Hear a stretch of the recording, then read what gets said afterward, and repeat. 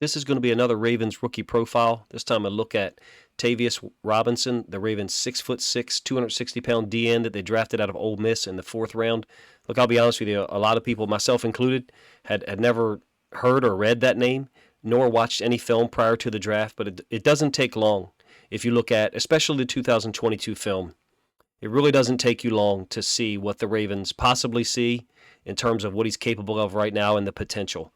As I said, 6'6", 260. Some people have him at 265. Big frame, long arms. Just so you know, this is a commentary video. There will not be any gameplay film shown here. So the only screen that you'll see, if you're watching it, is the one that you see right now.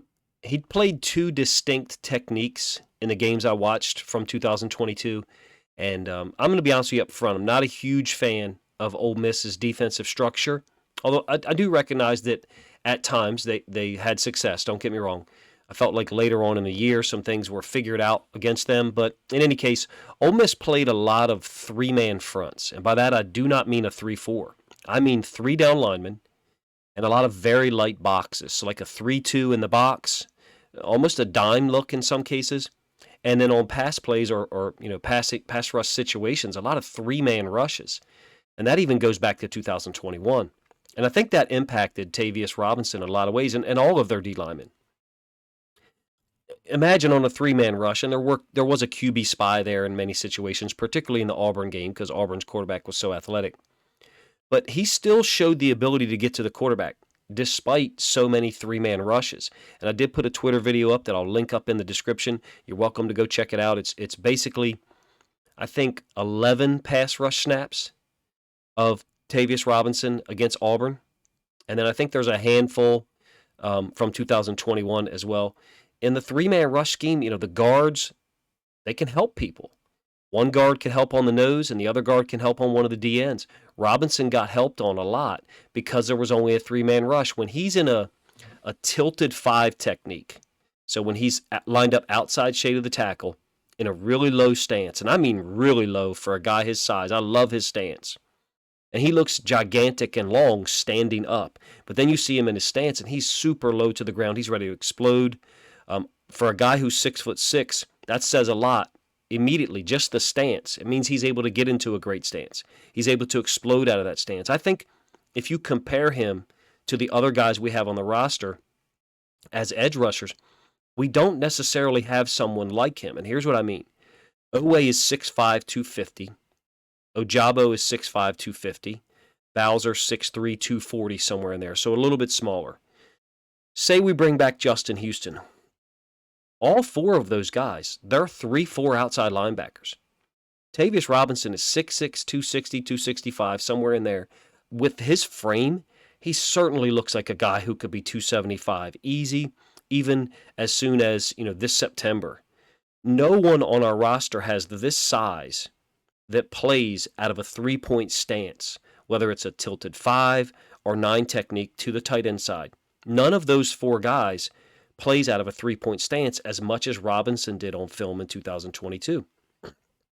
And in fact, some of his plays, he's in what we would call like a 3.5 or 3.5 stance, meaning he's got 3 points of contact with the ground, and that second hand, what would be the 4th point of contact, is lightly touching the ground, maybe grazing the grass or maybe just gently resting on the ground. We call it a 3.5, meaning you're not exactly in a 4-point. But I do want to relate this to a 4-point stance where you have both hands in the ground.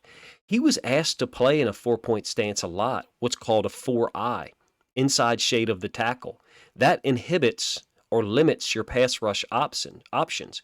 On pass reads, you've got to presumably be the contain rusher and stem from an inside position of the tackle to now getting outside, as opposed to already being lined up outside in that tilt, whether you're standing up or in a 3-point stance, and attacking at an angle that takes you to where the quarterback is anyway. What I'm saying is, because of the 3-man rushes that were utilized so much at Ole Miss, and because of him playing in a 4-eye so often inside shade of the tackle in a 4-point stance, and he's not a D tackle, in my opinion, because of that, his 7 sacks in the SEC last year looks even more impressive for me.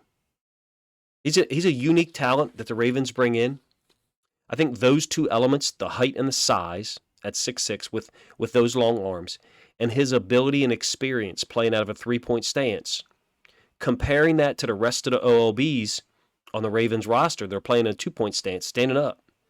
This is not just a talented, this isn't just a reach that the Ravens made. I think this is a strategic thing. I do not think they're going to bring him in and stand him up. I could be wrong. We might see him in the preseason standing up a lot, and so I'll willingly admit that I am wrong. But to me, he's a D end. He played in a unique defense at Ole Miss. From a size and skills standpoint, for me, he looks like a 4-3 defensive end. Very different from Owe, Ojabo, Bowser, and even Justin Houston. Am I saying I think it signals a shift in the defense from the 3-4 to the 4-3? I mean, I can't say that it does.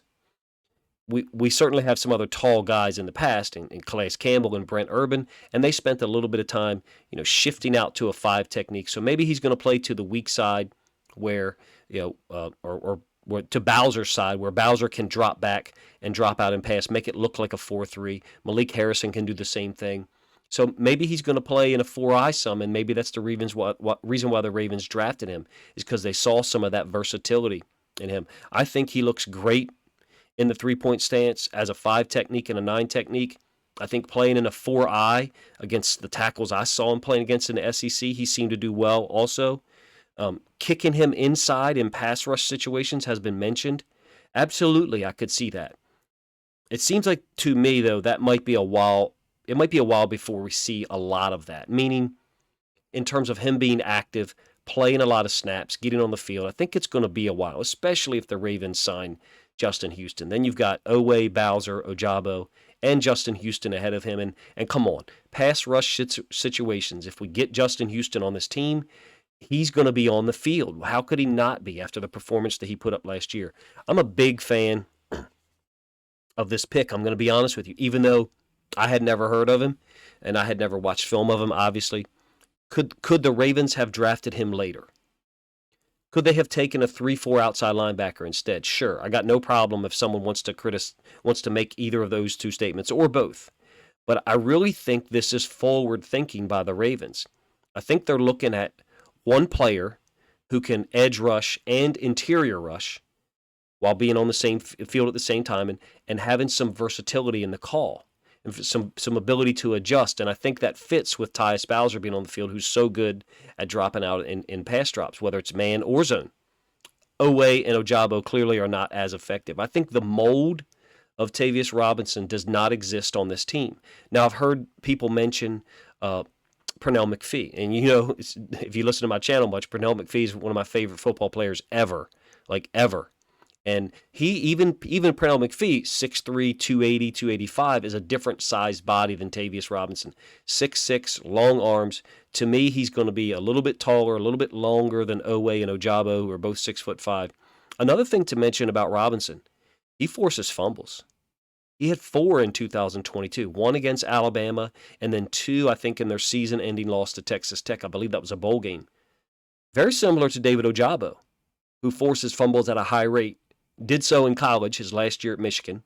And then this past year, the one really big impact play that Ojabo made, the strip sack of Joe Burrow, forced a fumble.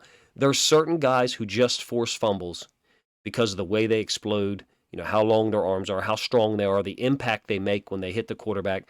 Tavius Robinson might be one of those guys. He did force 4 fumbles this year in 2022. I did not think his film from 2021 looked of the same caliber. Things weren't as clean. The stance wasn't as low. The three-point stance wasn't as low. He didn't seem to explode out of it at a consistent angle like in 2022. I like his pass rushes from a wider 5 technique. Or some people call it a wide 9. But if there's no tight end there, it's not a 9 technique. It's just a ghost. I really like this pick, even in the 4th. Does he start this year? No, absolutely not. Look, Ojabo couldn't even get on the field last year. But this is great competition. This is a young guy who is a piece that the Ravens can use, maybe not this year, but in the future, as an interior rusher in pass situations. He can also play edge defender.